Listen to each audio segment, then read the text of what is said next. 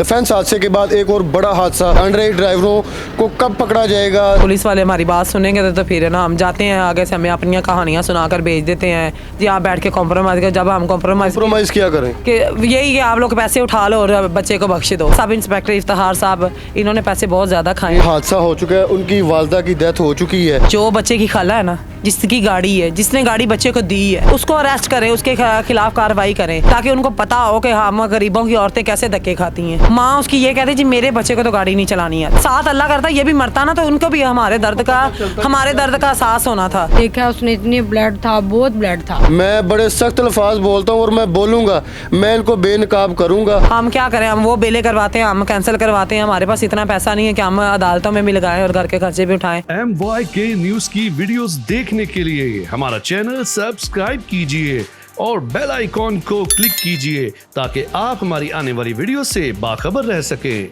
अस्सलाम वालेकुम, MYK news के साथ आपका होस्ट आमिर भट्ट। डिफेंस हादसे के बाद एक और बड़ा हादसा सामने आ चुका है। अंडर एज ड्राइवरों को कब पकड़ा जाएगा? दिन रात इन पे FIR होने के बावजूद भी ये सड़कों पे दिन दराते फिर रहे हैं और इनको कैसे रोका जाएगा? वज़ीर-ए-आला मोहसिन नकवी साहब ने बहुत ज़्यादा कोशिश कर ली है लेकिन इनके बावजूद ये फिर रहे हैं। और आज हमारे साथ एक फैमिली ऐसी मौजूद होंगी कि जिनके साथ ये इतना बड़ा हादसा फिर हो चुका है कि हंसता बसता घर उन्होंने उड़ा दी है। उस बच्चे ने इतनी ज़्यादा ड्राइव तेज़ करके गाड़ी इस फैमिली को हिट की है और जिनका हादसा हो चुका है उनकी वालदा की डेथ हो चुकी है।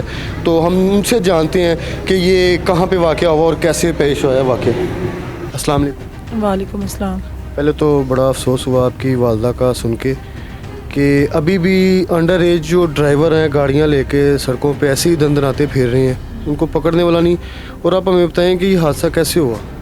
हादसा हुआ था हमारी अम्मी सुबह घर से निकली थी 8:30 बजे जॉब के लिए। घरों में काम करती पंजाब सोसाइटी, जा रही थी रास्ते में रिक्शे पे बैठकर, लेकिन ये जब इरफान चौक के पास आई है तो रिक्शे पे ना गाड़ी बहुत स्पीड से आ रही थी, जिगजैग करता हुआ। 12 साल का बच्चा लेके कितने साल का बच्चा? बच्चा 12 साल का है, छोटा बच्चा है, बहुत छोटा बच्चा है। गाड़ी को देखे और बच्चे को देखे तो देख कर हम लोग खुद हैरान हो जाते कितने से बच्चे ने इतनी बड़ी गाड़ी कैसे चलानी सीखी है। गाड़ी लेके आया है वो, सीधा उसने आके जब रिक्शे को हिट किया, हमारी अम्मी रिक्शे में से उड़कर 40 फुट दूर जाके गिरी है। और वो मौके पे इतनी ओवर स्पीड से वो चला रहा है गाड़ी? जी, इतनी ओवर स्पीड में थी कि हमारी अम्मी 40 फुट दूर जाके गिरी है और मौके पे ही उनकी डेथ हो गई है। तो हमें अभी तक पुलिस ने और किसी ने हमें अभी तक कोई इंसाफ नहीं दिलवाया। ख़ास तौर करके ये ग्रीन टाउन थाने में जो बैठे हुए हैं ना, एक ये पुलिस वाला इमरान है और एक जो है सब इंस्पेक्टर इफ्तिखार है, ठीक है। ये इन्होंने हमें ना बहुत ज़्यादा ना डिप्रेशन में किया हुआ है कि हमें कुछ समझ रहा है, हमारी कोई हेल्प नहीं कर रहे ना। हमें फुटेज वगैरह उसकी मौजूद है आपके पास? वो जो बच्चा गाड़ी चला रहा है, यहाँ हादसे की होता है ना कि लोग कोई हादसा होता है तो वहाँ पे मोबाइल पे कोई वीडियो वगैरह बना लेते हैं। जी हमारे पास वीडियो है। हमें लोगों ने, हम जब उधर गए थे ना, हमें पता चला था कि इस जगह पे एक्सीडेंट हुआ है तो लोगों ने देखा है कि किस तरह गाड़ी आई है, किस तरह एक्सीडेंट हुआ। हमने उनसे वीडियो ली है। हमारे कॉल किसने की थी? हमें कॉल किसी ने बाहर से की थी और लड़कों को, रिक्शे वालों को कहा था कि इस तरह ना आंटी हैं, तो उनका वो कह रही कि मेरे बेटे की ना दुकान है मुर्गियों और कबूतरों वाली, तो आप उधर जाके कह दो कि तुम्हारी अम्मी का एक्सीडेंट हो गया है, ठीक है। वो लड़कों ने आते आते एक दूसरे को बताते ना 2-3 लड़कों ने हमें बताया था। हमने नहीं यकीन किया क्योंकि हमें तो पता अभी तो अम्मी हमारे सामने से सही गई तो उठ के गई यहाँ जी, तो हमने यकीन नहीं किया। लेकिन जब पता चला ना भी हाँ जी एक्सीडेंट बहुत बुरा हुआ, तो एक दफ़ा जाके पता करें हमने। जब पता किया ना कि अम्मी जो नौकरी पे पहुंची है कि नहीं, कॉल की तो उन्होंने कहा जी आंटी तो अभी तक नहीं आई, मासी अभी पहुंची नहीं है हमारे घर में। जब हम उन्होंने इतनी बात की ना फिर हम भागे। हमने कहा कि कहीं सच्ची में कोई वाक़या तो नहीं हो गया। जब उधर गए हैं तो देखा जी हमारी अम्मी तो दुनिया में ही नहीं थी। हम लोग मौके पे उनकी डेथ हो गई है जी, उनकी मौके पे वाले भी कोई नहीं रिस्पॉन्स दिया? नहीं, रेस्क्यू वाले आए हैं, थोड़ा टाइम उन्होंने लिया। अगर टाइम पे पहुंच जाते तो हो सकता था कुछ भी मुमकिन था, लेकिन थोड़ा सा उन्हें टाइम लग गया आते हुए। हमारी अम्मी तब तक आने से पहले ही ना उनकी डेथ हो चुकी थी। बस हमें दिखाने के लिए उन्होंने 2 दिन के लिए वेंटिलेटर पे रखा था कि आपकी अम्मी ठीक है।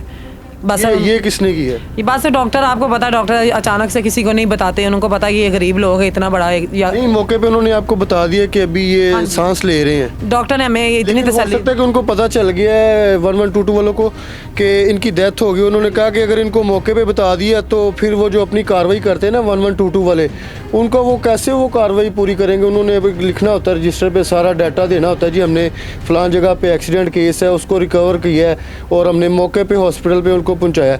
आपको मतलब कि झूठ बोल के वहाँ से ले गए हैं? जी, हमें ऐसे ही लेके गए हैं। जब हम उधर गए हैं हॉस्पिटल में शिफ्ट? जिना हॉस्पिटल में जब हम गए हैं, हमने डॉक्टर वगैरह को पूछा, उसने कहा इनकी नब्ज़ वगैरह कुछ नहीं चल रही, कोई बीपी नहीं आ शो हो रहा, कोई उनकी सांस नहीं चल रही, सिर्फ धड़कन है जो सिर्फ और सिर्फ जो एंड वाली होती है ना 3 से 4 पॉइंट्स इस तरह वो धड़क रही है। तो वो किसी टाइम भी कुछ भी हो सकता है, सिर्फ दिल के अलावा बाकी उनकी आंखें डेड हो गई थी, उनका मगज़ फट कर कानों से बाहर निकल रहा था। हमने जब इस तरह का मंजर देखा तो डॉक्टर ने हमें अचानक से नहीं बताया कि आपकी अम्मी की डेथ हो चुकी है, क्योंकि ये पहले ही पागल हो रही हैं बच्चियाँ हैं, तो अब हम अचानक से बताएंगे तो पता नहीं इनके क्या हालात होंगे।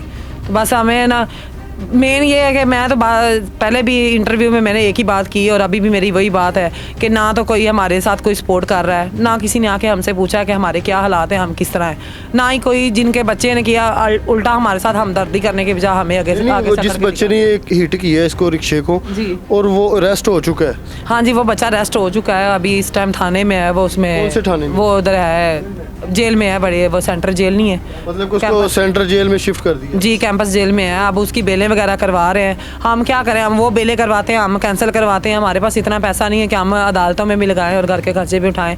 हमारे घर के हालात जो है ना पहले ही बहुत नाजुक हुए हुए हैं। एक अम्मी हमारे घर का सहारा थी, अब वो भी चली गई, हम क्या करेंगे। तो हमें तो उनके सहारे के, हम तो अभी तक सदमे में इसी में ही हैं कि पता नहीं आगे क्या होगा हमारे साथ। लड़का छूट गया तो हमारी अम्मी को इंसाफ नहीं मिलना। ये बहुत बड़ा सवालिया निशान है कि इतनी ज़्यादा कार्रवाई होने के बावजूद अंडर एज बच्चों को हवालात की सैर खानी पड़ी है, उसके बावजूद भी सड़कों पे ऐसी दंदनाते फिर रहे हैं और एक हंसता बसता घर जो इंसान उजाड़ दी है। माँ के बगैर ज़िंदगी क्या है, वो आप लोगों के सूरत हाल सामने ही है कि समझ लें कि इनकी ज़िंदगी की सारी जमा पूंजी जो सी ना वो एक हादसे में उस बच्चे ने ख़त्म कर दी है। आगे सूरत हाल आपके सामने है। तो पुलिस वाले क्या कह रहे हैं अभी? पुलिस वाले हमें कुछ भी नहीं कह रहे। पुलिस वाले हमारी बात सुनेंगे तो फिर है ना हम जाते हैं आगे से, हमें अपनी कहानियाँ सुनाकर भेज देते हैं जी आप बैठ के कॉम्प्रोमाइज़ कर। जब हम कॉम्प्रोमाइज़ क्या करें कि यही कि आप लोग पैसे उठा लो और बच्चे को बख्श दो, ठीक है। पैसे उठा लें मतलब कि दूसरी पार्टी कह रही है कि पैसे लें और केस को रफा दफा? हाँ जी, केस को रफा दफा करें। अगर आज हम ये 2-3 औरतें मरी हैं, हम आज इनको माफ़ कर देंगे ना, तो आज ही इसने 3 मारी हैं, कल ये 10 भी मार के इसकी माँ ने यही कहना मेरे बच्चे को माफ़ कर दो। हम गरीबों के घर उजड़ जाते हैं, ये कहते हैं जी माफ़ कर दो। पैसा सब कुछ नहीं होता। मुजरम को सज़ा मिले ना तो पता चलता है मुजरम ने कि पता है कि मैंने गलती की है, मुझे इस गुनाह की सज़ा मिली, मैं ये गुनाह ज़िंदगी में दोबारा ना करूँ जी। ये तो काम है हमारे ये कानून के जो मुहाफिज हैं, ये उनका काम है। अगर वो खुद थाने में बुला के कह रहे हैं कि जी दूसरी पार्टी से आप लोग पैसे ले लें और केस को रफा दफा करें। ये डिफेंस केस के बाद एक और हादसा ये मंजर आम पर है, सेम वही कंडीशन है इसकी भी, वो भी अंडर एज था, उसने भी 6 से 7 जानें जो उनसे ले ली हैं। और चिंची में 3 औरतें मौजूद जी, 3 औरतें थी, एक आपकी वालदा है? हाँ जी, 3 औरतें थी और एक रिक्शा ड्राइवर था। रिक्शा ड्राइवर की भी हालत बहुत बेचारे की ख़राब है, बच्चा है अभी, वो भी 19 साल भी नाजुक है। हाँ जी, उसकी रीढ़ की हड्डी टूट गई, सर पे उसके 3-4 जगह पे बहुत ज़्यादा टांके लगे हुए हैं। मतलब कि वो इतना डैमेज हो गया कि वो भी एक किस्म का डेड ही है ना, वो काम कर सकता है, वो सिर्फ चारपाई पे ही है। हाँ जी, ज़ाहिर बात उसकी पूरी ज़िंदगी 19 साल का बच्चा है, अब उसकी आगे वाली ज़िंदगी सारी चारपाई पे गुजरनी है, जब सारा जिस्म इंसान का रीढ़ की हड्डी के साथ है। तो अब जो 2 घर उजड़ गए उनका भी अभी देखे, जहाँ हमारे तो उजड़ गए हैं वो तो चलो अल्लाह उसकी ज़िंदगी करे, अल्लाह उसको कामयाब करे, कभी तो अपने पाँव पे खड़ा होगा। लेकिन ये है कि हमारा जो हालात हैं वो, हमें पुलिस वाले खुद रिश्वत खा रहे हैं और हमें कह रहे हैं कि आप भी खाओ, ठीक है। ये अगर हमने रिश्वत खानी होती तो हम पहले दिन उनको कहते जी आओ हमें दे के आप रफा दफा हो जाओ, ठीक है। ये जो है ना सब इंस्पेक्टर इफ्तिखार साहब, इन्होंने पैसे बहुत ज़्यादा खाए थाने में जी, बहुत पैसे इफ्तिखार जी, सब बहुत ज़्यादा पैसे खाए। सोफे पे उसको बिठाया हुआ है, उसको बिठा के हीटर लगा के दिया, उसको टैब दिया हुआ है कार्टून देखने के लिए, गेमें खेलने के लिए उस बच्चे को। जी हाँ, मतलब और इतना प्रोटोकॉल दे रहा है। ये देखें कि डिफेंस केस वाले हादसे और इसमें कोई फ़र्क नहीं है, 19-20 भी कह लेना, उसको भी ऐसे ही प्रोटोकॉल दिया गया था थाने के अंदर और इसको भी वही कंडीशन में सेम जैसे बता रहे हैं कि लैपटॉप पड़ा हुआ है, हीटर उसके आगे पड़ रखा हुआ है कि इजी हो के वो करे, क्योंकि पैसे की बात है, हर चीज़ पैसा नहीं होती। पैसे से आप किसी की ज़िंदगी खरीद सकते हैं, ये हो ही नहीं सकता। लेकिन सिर्फ आप अवॉइड करें कि बच्चों को गाड़ियां ना दें, लेकिन अगर आप देंगे तो मैं कहता हूं कि इनके माँ बाप पे पर्चा होना चाहिए जो इनको गाड़ियां देती हैं, जो चाबियां देती हैं कि जाओ भी इसको लेके जाओ, घूमो फिरो। तो अगर ये रोकेंगे तो ये हादसे नहीं होंगे। मैं ये जिस दिन इनको इसको लेके जाना था ना उन्होंने जेल में। उस दिन मेरे सामने सब इंस्पेक्टर इफ्तार, मैं पास ऐसे जैसे आप बैठे हुए मैं पास बैठी हुई हूँ, मेरे सामने बच्चे को कह रहा है आपने जज साहब को जाकर ये कहना है कि मैं हवालात में बंद था, मेरे साथ बहुत बुरा सलूक करते रहे हैं, ठीक है। मैंने कहा आप ये बच्चे को समझा रही जी, कैसे कहना है? मैंने उसको कहा कि मैं साथ जाऊंगी, आपके डाले में बैठ के जाऊंगी। जब इस बच्चे ने ऐसे कहना है ना तो फिर उधर मैं जज साहब के सामने बोलूंगी कि ये सब कुछ मेरी सामने इसने ये बच्चे को सिखाया है और मैंने अपनी आंखों से देखा है, ठीक है। हम या तो घर में बैठ के रो लें या उनके साथ अब लड़ाई कर लें या हम अदालतों में धक्के खा लें। हमारे हालात इस तरह के कि हम घर को इस तरफ टाइम देख रहे हैं क्योंकि हमें टाइम का चूल्हा नहीं जल सकता, नहीं। यकीन करें इस कंडीशन में है। जो बच्चे की खाला है ना, जिसकी गाड़ी है, जिसने गाड़ी बच्चे को दी है, अच्छा गाड़ी उसके अब्बू की नहीं है? नहीं उसके अब्बू की नहीं, उसकी खाला की, उसको अरेस्ट करें, उसके खिलाफ कार्रवाई करें ताकि उनको पता हो कि हम गरीबों की औरतें कैसे धक्के खाती हैं। क्योंकि जिसके नाम गाड़ी है ना FIR तो उसके होगी दर्ज। हाँ जी, कि गाड़ी उसके वो लेके निकला, बच्चे के नाम तो FIR दर्ज होगी, पर्चा दर्ज हो गया। जिसकी गाड़ी है उसको भी अरेस्ट होना चाहिए, उसको पता चले कि नेक्स्ट गाड़ी नहीं देनी किसी को। जी हम यही कहते हैं कि खाला के खिलाफ भी कार्रवाई की जाए, उसके खिलाफ भी FIR दर्ज की जाए कि उसने इतनी बड़ी गाड़ी बच्चे को किस तरह दी है। बच्चा इस तरह का चाबी कोई भी नहीं उठा के लेके जाता, लोगों के घरों में हमने बहुत देखा है, लेकिन किसी की इजाज़त के बगैर बच्चा नहीं।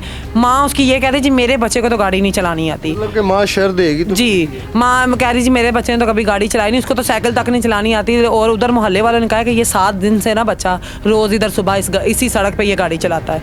जब उसको चलानी नहीं आती तो इतनी बड़ी गाड़ी रोज़ वो कैसे लेके सैर के लिए निकलता उसको है। गाड़ी भी नहीं आती, साइकिल भी नहीं, बस वो गाड़ी खुद ही हवा में उड़ के आ गई है और रक्शे को हिट कर दी है। तो आप देख लें कि अल्लाह ताला का किस तरह का वाक़या है कि मौके पे 2 औरतें मर गई हैं लेकिन उस बच्चे को कुछ नहीं हुआ। हम तो ये कहते थे, हम कहते थे कि साथ अल्लाह करता ये भी मरता ना तो उनको भी हमारे दर्द का एहसास होना था। उधर उसे जब पता चला ना मेरे बेटे का एक्सीडेंट होगा तो उधर भागती भागती आई, तो जब देखा मेरा बेटा ठीक है तो रिलैक्स हो गई है, इसको हमारे दुख का नहीं पता चला। हाँ जी वो मौके पे पहुंची है, उधर है, खुद अपने मुंह से उसने बयान दिया है। आगे अच्छा, आप उनकी बड़ी बेटी है, ये छोटी? हाँ जी आगे से ये भी कह रही थी मैंने वो ऑफिस से मैं भागी हूँ, मैंने ये देखा है मेरे बेटे को तो चोट नहीं लगी, मेरा बेटा तो बच गया। आगे फिर मौके पे वहाँ मौजूद हुई है, देखा उसने इतनी ब्लड था, बहुत ब्लड था। मैं बड़े सख्त अल्फाज बोलता हूँ और मैं बोलूँगा, मैं इनको बेनकाब करूँगा और इनको हवालात की सैर खानी पड़ेगी और खाएंगे जब तक इनको इंसाफ नहीं मिलता। मैं इसके पीछे केस के भागूंगा। आगे से कह रही थी मैंने अपने बच्चे को कंट्रोल किया, जब मैं ऑफिस जाने लगी थी मैंने उसको मना किया, डांटा है मैंने, तुमने बाहर नहीं जाना, इस तरह मतलब कोई मसला ना बन जाए। लेकिन कह रही जब मैं ऑफिस पहुंची मुझे बैक कॉल पीछे से ही आ गई, इब्राहिम को चोट लगी, एक्सीडेंट हो गया। कह रही मैंने फिर देखा मेरे बेटे को कुछ भी नहीं हुआ था, बाजू भी इन्होंने खुद फ्रैक्चर करवाया। रात को हमने 2 बजे का टाइम था, हमने खुद हॉस्पिटल से निकल के अपनी आंखों से देखा है। इसकी बाजू फ्रैक्चर करवा के तो फिर जो प्लास्टर वगैरह करवाया तो वो इन्होंने एक और उस पे ब्लंडर झूठा डाल के उसको प्लास्टर करवा के जी इसकी भी बाजू टूट गई है। जी साथ वो थानेदार था, जो सा ना वो नॉर्मल हो जाए। हाँ जी ऐसे ही थानेदार था तो फिर मतलब हमारे बेटे को भी चोट साथ लगी है, लेकिन उस चोट का हमें क्या फ़ायदा जहाँ हमारी माँ वालदा ही चली गई है। अब हमारी वालदा वापस तो नहीं ना आएगी ना, तो उनका तो बेटा उनके पास है, एक साहब है मतलब जेल में है। लास्ट टाइम आपकी अम्मी से कब बात हुई? मेरी वालदा से बात मेरी नहीं निकली हुई है ना, उसी घर से सुबह की बात हुई है जब सुबह घर से निकली है और मेरे से पैसे कुछ लिए, मुझे कह रही मतलब खाली है, क्या कमी फील हो रही है यहाँ पे? माँ नहीं है तो कुछ भी नहीं? कुछ भी नहीं है, बस पता ही नहीं चलता। तो जब मेरी वालदा जब सुबह गई है ना, मुझे उठाया उन्होंने बोला मुझे ना पैसे दो चाय के लिए, मैंने चाय पीनी है। तो मैंने चाय के लिए पैसे दिए, मुझे कह रही किराया भी मुझे दो। मैंने कहा अम्मी मेरे पास नहीं है तो आप ये ले लो, तो आप चाय पी लो, तो आप चली जाओ काम पे। बस मुझे इतना ही उसने कहा पैसे मुझे चाय के लिए चाहिए, बस मैंने दिए। बस उसके बाद पता ही नहीं चला मेरी वालदा को क्या हो गया। उनकी देख लें यादें हैं कि 1 मिनट में क्या हो गया। बस अब तो क्या कर सकते हैं, अब किसी को इंसान कह भी नहीं सकता। तो क्या हमारे घर के हालात हैं, छोटे छोटे मेरे भाई हैं, किसी ने क्या करना है। गरीब को इंसाफ नहीं मिल रहा, इंसाफ के लिए ये कहाँ पे जाएं लोग? हंसता बसता घर जो उनसा उजाड़ दिए इन लोगों ने, और इतनी कार्रवाई होने के बाद, इतने सख्त क्रैकडाउन होने के बावजूद भी अभी तक ये लोग बच्चे जो उनसे ना गाड़ियाँ लेके सड़कों पे घूम रहे हैं। सवालिया निशान तो ये है कि ये कब ख़त्म होगा। अपने होस्ट आमिर भट्ट को इजाज़त दें। अल्लाह हाफिज़।